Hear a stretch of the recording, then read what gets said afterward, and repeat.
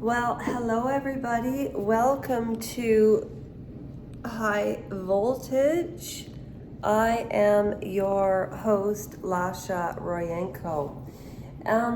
Today, we are talking about the series Beckham, episode 2, Seeing Red. Again, I can't express to you how dramatic the beginning of the screen is and what are they trying to manipulate us into thinking. Because the screen starts off as red and then black and then white. Beckham. And I often wondered, what's the symbolism with the bees at the beginning? And if you didn't watch part 1 of review of episode 1, it's on this playlist. I started a new playlist and it's under Beckham and or Harry and Meghan. Okay, so the second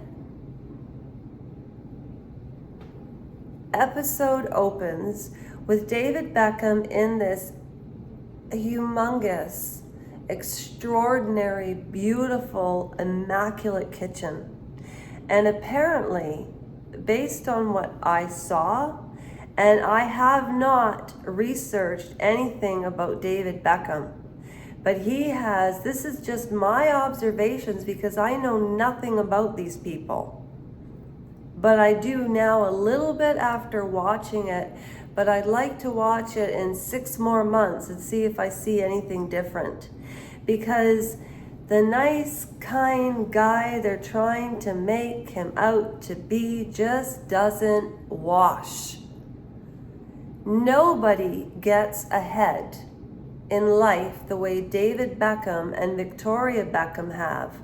And what they have hand in hand was Posh Spice, the most famous footballer in the UK, and the Spice Girls were as big as Michael Jackson in the UK. They were huge. Prince Harry and Prince William met them when they were little boys, after Lady Diana so sadly passed away. Now, so he's having OCD in the kitchen and he's straightening everything out, and he even clips off candle burners. Or, when you light a candle and the quick is a little bit black? Well, he tweezes them before he goes to bed. And his mother and father are just priceless. When Victoria Beckham told David Beckham that she was pregnant, 10 minutes before the game, David Beckham phoned his father, and his father said, "Well, that's not a real good time for that, is it?" Because football is everything. Now, they proceed to go on about the football games, and he got disqualified in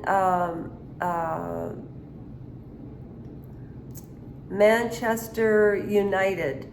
But then he ended up playing for England and Madrid, and then he played American soccer. So it really goes through detail upon detail about his journey in the football world, and Victoria is very much there. But at the beginning of the series, he picks on her a lot.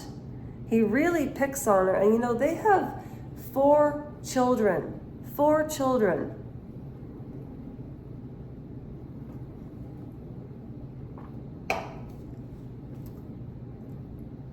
And this is where the Beckham and the Beckham brand began.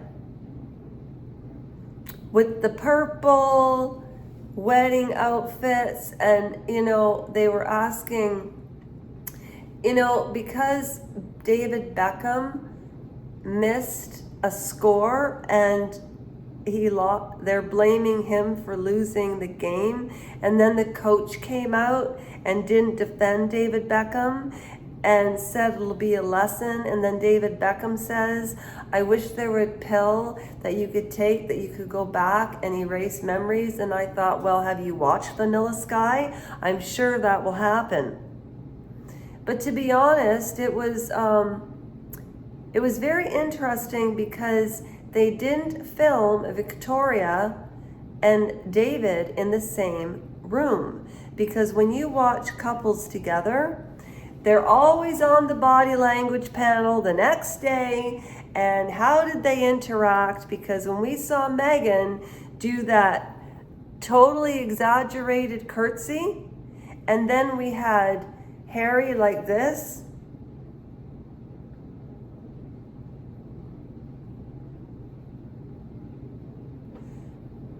and I just had no idea what I was doing.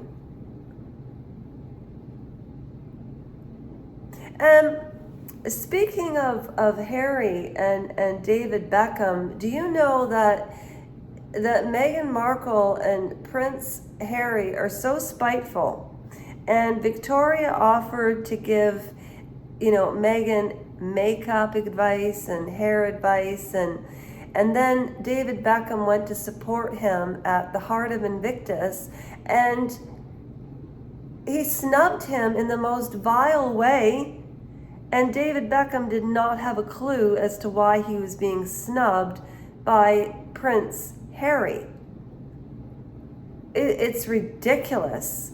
And then David Beckham said, we had to play a game on the day that Lady Diana died, and we couldn't go to the funeral.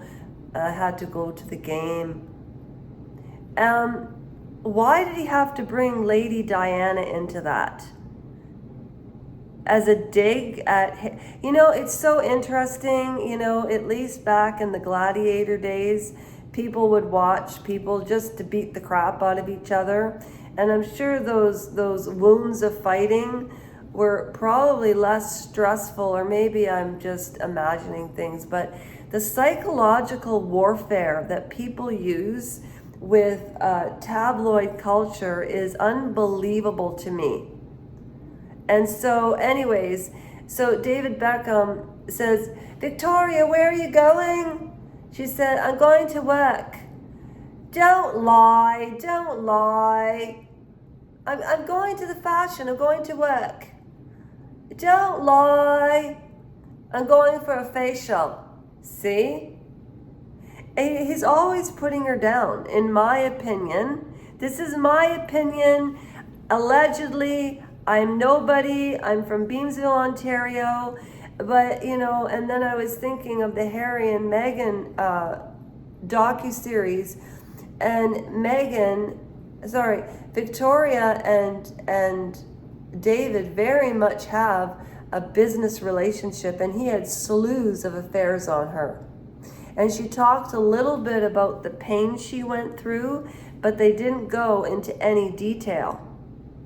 And that's why I want to get House of Beckham, because Tom Bauer wrote it and spoke to people that the Beckhams actually paid people not to speak to them, but people did, But what I didn't understand about David Beckham, he's played on so many different teams. He had very few mates, and it was Sporty Spice and Posh Spice only. Where was Baby Spice and Scary Spice and I don't know. But anyways, they both saw each other in love and lust and yada yada yada. And then the team was saying that when he was away from Victoria, he would have problems being away from her. And the boss, Sir Kent Ferguson, wanted the football players to be very clean cut, la-di-da-di-da, and they didn't like the Spice Girl Beckham brand, and that's where it started. But they've been successful. They've been entrepreneurial. Victoria, I cannot figure out for 2 seconds. Well, maybe if I go watch some more footage of her, I'll get a better feel. But the Spice Girls was also a construct. I don't know. What are your thoughts and comments on the Beckhams and the Harry and Meghan? Look at the differences between and the similarities between Harry, Meghan, and the Beckham Netflix series. And tomorrow I will come talk a little bit about episode 3. And also I have another question. Why are we even talking about this? Why?